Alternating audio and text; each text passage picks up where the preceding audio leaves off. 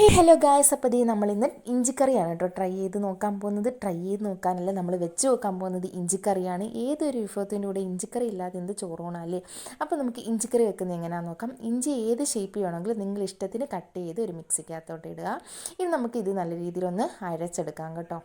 അപ്പം ചെറുതായിട്ട് 2-3 ക്രഷ് ചെയ്താൽ മതി. അപ്പം നല്ല രീതിയിലൊന്ന് ഇതായി കിട്ടും, നല്ല രീതിയിൽ അരച്ച് കിട്ടും. അപ്പോൾ അത് നമ്മൾ മിക്സിക്കകത്ത് കൈ കൊണ്ട് പിരിഞ്ഞെടുക്കുകയാണ് കേട്ടോ. ഇതിൻ്റെ ചാറ് നമുക്ക് ആവശ്യമാണ്. അപ്പോൾ ആ ബൗളിനകത്തോട്ട് നമ്മളിത് ചാറ് മാറ്റിയിട്ടുണ്ട്.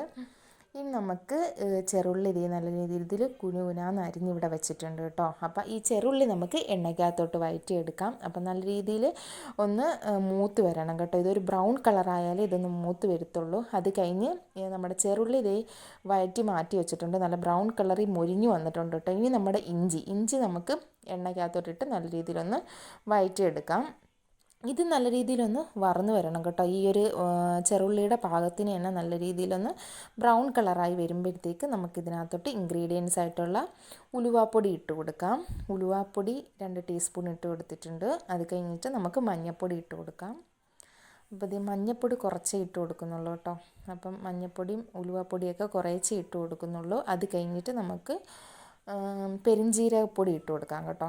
പെരുംജീരകപ്പൊടി ഒരു ടീസ്പൂണാണ് ഇട്ട് കൊടുക്കുന്നത്. 1 ടീസ്പൂൺ നിറച്ചല്ല, കുറച്ച്. അത് കഴിഞ്ഞിട്ട് നമ്മൾ മുളക് പൊടി ആഡ് ചെയ്ത് കൊടുക്കുകയാണ്.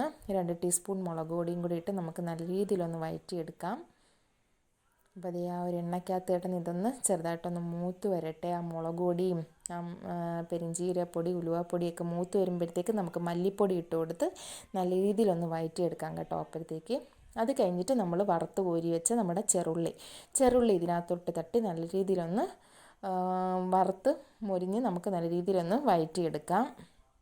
എല്ലാം കൂടെ ഒന്ന് വരണ്ട് വരട്ടെ. അത് കഴിഞ്ഞിട്ട് ഒരു കഷ്ണം പുളിയും കൂടെ ഇട്ട് മിക്സിക്കകത്തോട്ടിട്ട് ഞാൻ അരച്ചെടുത്തതാണ് കേട്ടോ. പുളി ഇടുന്ന വീഡിയോ സ്കിപ്പായിപ്പോയി. അപ്പോൾ നിങ്ങളെല്ലാവരും പുളി ഇട്ടിട്ട് വേണം ഇതെല്ലാം കൂടെ ഒന്ന് അരച്ചെടുത്ത് ചട്ടിക്കകത്തോട്ട് ഇട്ട് നമുക്ക് നല്ല രീതിയിലൊന്ന് വഴറ്റി കൊടുക്കാം. ഇനി പാകത്തിന് ഉപ്പും കൂടെ ചേർത്ത് കൊടുക്കാം കേട്ടോ. പാകത്തിന് ഉപ്പും കൂടെ ചേർത്ത് ഒന്ന് വഴറ്റിയതിന് ശേഷം ഒന്ന് വഴറ്റി വരുമ്പോഴത്തേക്ക് ഇതൊന്ന് പറ്റി വരുമ്പോഴത്തേക്ക് അതിൻ്റെ ആ ഒരു എണ്ണ തെളിഞ്ഞു വരും കേട്ടോ. നല്ല മണമാണ്. അപ്പോഴത്തേക്ക് നമുക്ക് കുറച്ച് കറിവേപ്പിലയും കൂടെ ഇട്ട് കൊടുത്ത് നല്ല രീതിയിലൊന്ന് പറ്റിച്ചെടുക്കാം. അപ്പോഴത്തേക്ക് നമ്മൾ കുറച്ച് നേരം ഒന്ന് അടച്ച് വെച്ചിട്ട് തുറക്കുമ്പോഴത്തേക്ക് നമ്മുടെ ഇഞ്ചിക്കറി ഇവിടെ